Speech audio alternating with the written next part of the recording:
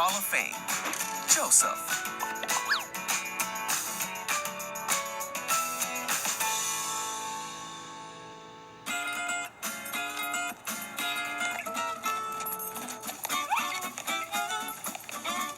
This is Joseph, who was the son of Israel and Rachel.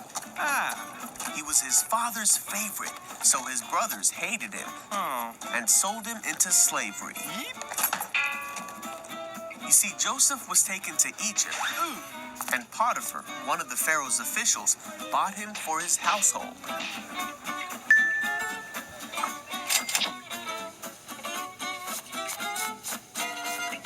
God was with Joseph, and he did well in Potiphar's house.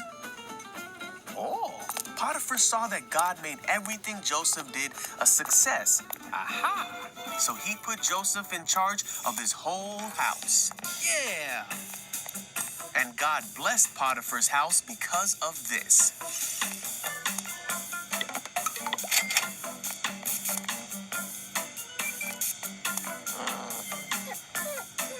Potiphar's wife saw how well Joseph was doing in the house, and she wanted to make him do bad things. Joseph ran away from her because he wanted nothing to do with someone who would try to make him do the wrong thing. This made Potiphar's wife angry, and she wanted to be rid of Joseph. So she lied and made Potiphar believe that Joseph had done the bad things that she wanted him to do. Potiphar burned with anger against Joseph and sent him to prison.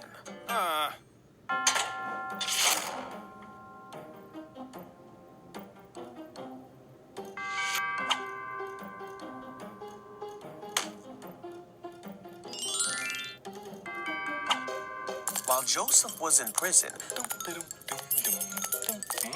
again, he did well, and the warden soon made him responsible for all that was done there. God was with Joseph and gave him success in whatever he did. When 2 full years had passed, Pharaoh was having unsettling dreams. Pharaoh did not understand his dreams, so he sent for Joseph. Pharaoh asked Joseph to tell him the meaning of his dreams. With God's help, Joseph told Pharaoh that the dreams told of what could come in the future, and he explained all the dreams to the Pharaoh. Pharaoh believed that what Joseph was saying was true. He trusted Joseph as a wise man,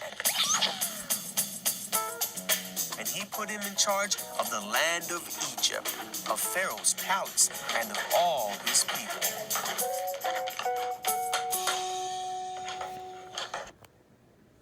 This is Joseph, who was the son of Israel and Rachel. But he had 11 brothers who hated him and sold him into slavery. After being put in jail, Joseph told of the future of Egypt when he interpreted Pharaoh's dreams. And Joseph found favor with the Pharaoh. The Pharaoh made Joseph a leader in his kingdom. Just as Joseph had told the Pharaoh, Egypt had 7 years of abundance. Then the 7 years of abundance came to an end, and the 7 years of famine began. Just as Joseph had said. But the Egyptians had food to eat because Joseph had planned for the famine. There was famine in all the other lands, and many came to Joseph to buy food. There was even a famine in the land that Joseph came from. So when Israel heard that there was grain in Egypt, he sent his sons to buy some. But Israel did not send Benjamin with the others because he was afraid that harm might come to him. When Joseph's brothers came to him, Joseph recognized them, but he pretended to be a stranger. So Joseph decided to test his brothers. He had his interpreter tell them to send for Benjamin, who had stayed home. And then he threw his brothers in jail for 3 days. On the 3rd day, Joseph let all but one of the brothers take grain to their starving households with the instruction to bring Benjamin back. But Joseph provided for his brothers' journey and gave them grain and silver. The brothers did exactly as Joseph instructed, as they were scared that God was punishing them for what they had done to Joseph so many years before. They traveled home to their father's house, then back to Egypt. Now that he had seen that they brought Benjamin, Joseph was overwhelmed, so he released the brother who was still in prison.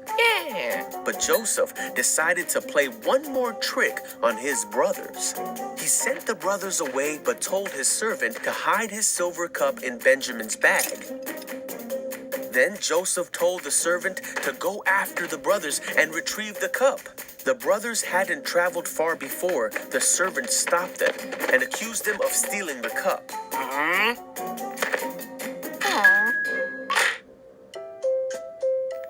Joseph could no longer control himself before his attendants. He made them leave so he could be alone with his brothers, and he told his brothers who he really was. Ta-da! He told them of his life and all he had experienced, and he forgave them for what they had done.